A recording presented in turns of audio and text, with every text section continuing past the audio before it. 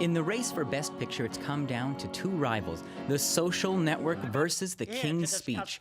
But The King has someone special in his corner. The mogul with the Midas touch, producer Harvey Weinstein, whose films have snagged over 300 Oscar nominations and 67 wins. He went out and redefined the Oscar rules. He doesn't take no for an answer, and he makes sure that his films are king. Barry Avrich is the director of the documentary Unauthorized, the Harvey Weinstein Project. He's huge, comes from, a tough background. The exterior is extraordinarily gruff, and yet has the sensitivity of a swan, per se, when it comes to, making some of the great monumental foreign and indie films ever. To spotlight his films, Weinstein pioneered the idea of sending copies of films to Academy voters. Now, each December, voter mailboxes are crammed with DVDs, with this one at the top of many piles.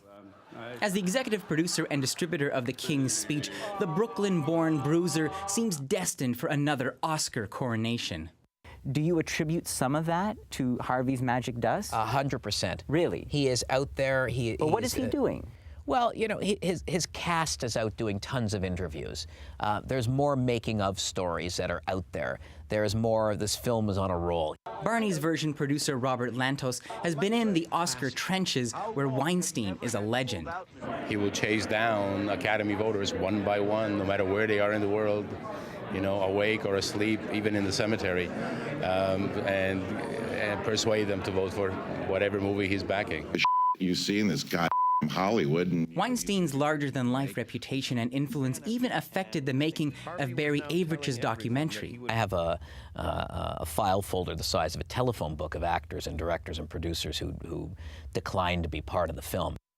But there's another side to Weinstein's passion for pushing films. Weinstein earned the nickname Harvey Scissorhands for his practice of recutting directors' films. In fact, he's considering a plan to cut out the cursing in The King's Speech for a more family-friendly rating.